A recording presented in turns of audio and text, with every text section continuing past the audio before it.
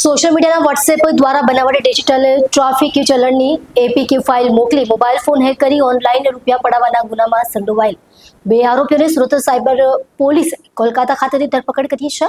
આરોપીઓ પર સુરતના વૃદ્ધના બેંક એકાઉન્ટમાં ₹7,54,000 ટ્રાન્સફર કરાવી દીધા હતા. સાયબર પોલીસ પાસેથી મળતી માહિતી મુજબ ફરિયાદીને ઓગસ્ટ મહિનાની 18 તારીખે વોટ્સએપ પર ટ્રાફિક ચલાન 2500.apk નામની ફાઇલ મળી હતી. શરૂઆતમાં ફરિયાદીએ ફાઇલ ડાઉનલોડ કરી ન હતી, પરંતુ પછી તે આરટીઓ ઓફિસના ફોટો સાથે આવેલા બીજા મેસેજથી ગભરાઈને તેમણે એપીકે ફાઇલ ડાઉનલોડ કરી અને પછી તેમના ફોનમાં ઓટીપી આવ્યો અને પેમેન્ટ માટે પેજ ખુલ્યું, પરંતુ ફરિયાદે પેમેન્ટ કર્યું ન હતું. ત્યારબાદ તેમનો મોબાઈલ ફોન સ્લો થઈ ગયો અને બીજા દિવસે તેમના મોબાઈલમાં HDFC bank mobile banking register થયેલો મેસેજ આવ્યો. જ્યારે ફરિયાદી આ બાબતે બેંકમાં ગયા ત્યારે તેમને જાણ થઈ કે તેમના લોન એકાઉન્ટમાંથી વિવિધ બેંક એકાઉન્ટમાં ₹7,54,000 ઓનલાઈન ટ્રાન્સફર થઈ ગયા છે.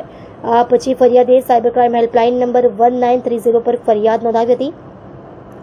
નાયબ પોલીસ કમિશનર સાયબર સેલ વિશાખા જૈનના માર્ગદર્શન હેઠળ પોલીસ ઇન્સ્પેક્ટર MC નાયક અને પોલીસ ઇન્સ્પેક્ટર YS ગામિતની ટીમે ટેકનિકલ તપાસ કરી આરોપીઓની ઓળખ કોલકાતામાં હોવાની થઈ હતી. પોલીસ ટીમે કોલકાતા ખાતે તપાસ કરી અને આરોપીઓ રંજીત પાસવાન અને દીપુદાસની ધરપકડ કરી હતી. સાયબર ક્રાઇમ સેલની તપાસમાં જાણવા મળ્યું કે ફોન થયેલી રકમમાંથી ₹4,30,000 યુનિયન બેંકના એકાઉન્ટમાં ટ્રાન્સફર થયા હતા, જેમાંથી ₹1,50,000 આરોપીના ઇન્ડસઇન્ડ બેંકના એકાઉન્ટમાં મોકલવામાં આવ્યા હતા.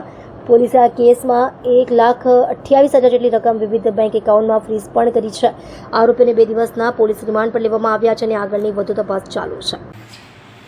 અમે લોકોએ અમારી જે ટીમ છે 10 લોકોની ટીમ, જેમાં એક પીઆઈ હતા YS ગામિત અને એના સાથે બીજા 7-8 માણસો, એ બધા પશ્ચિમ બંગાળમાં કોલકાતામાં છેલ્લા 10 દિવસથી ત્યાં હતા. અને અમારી પાસે 2 તપાસ ચાલી રહી હતી. બંને .apk ફાઇલવાળી સેમ જ એમોની 2 તપાસ હતી. એ બંનેમાં એક કેસમાં ₹2,45,000 રૂપિયાની ફ્રોડ થઈ હતી એક સિનિયર સિટીઝન સાથે, અને બીજામાં ₹7,75,000નું ફ્રોડ થયો હતો.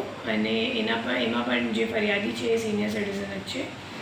અને બંનેમાં એવું છે કે બંનેમાં એકમાં ટ્રાફિક ચલાન 500નું એક એપીકે ફાઇલ હતો અને બીજામાં પરિવહનવાળું ફાઇલ હતો.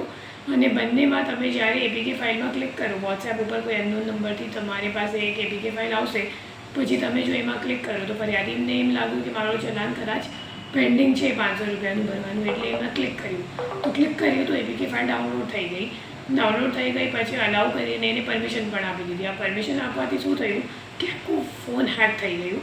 ફોન હેક થવાથી એમનો જે ઓટીપી અને પાસવર્ડ નેટ બેન્કિંગનો હતો એ તમામ જે આપણા આરોપી છે એમની પાસે જતો રહ્યો.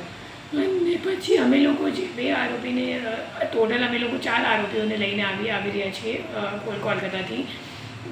બંને કેસમાં 2 આરોપી મળી ગયા.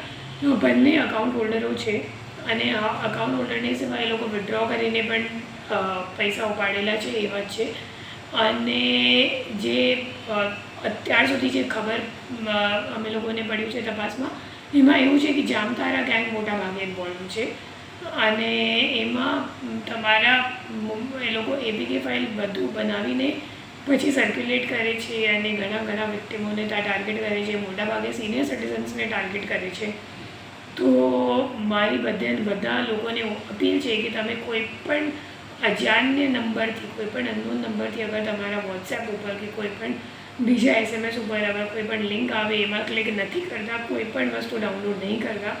અગર ટ્રાફિક ચલાન આપવાનું હોય તો તમને ચલાન તમારે ઈમેલ ઉપર આવી જશે અથવા તો SMS દ્વારા આવી જશે. એવી કોઈ એપીકે ફાઇલ નથી આવતી. એપીકે એટલે એપ્લિકેશન. તો એપ્લિકેશન ડાઉનલોડ થઈ જશે, પછી એપ્લિકેશન તમારું આખું લોગિન ક્રેડેન્શિયલ્સ વગેરે લઈ લેશે અને હેક કરીને પછી નેટ બેન્કિંગ મારફતે કે બીજા કોઈ મારફતે ડેબિટ કાર્ડ કે ક્રેડિટ કાર્ડનું દુરુપયોગ કરીને બધું તમારું જે પૈસા છે અકાઉન્ટમાં ખાતામાં એ ઉપાડી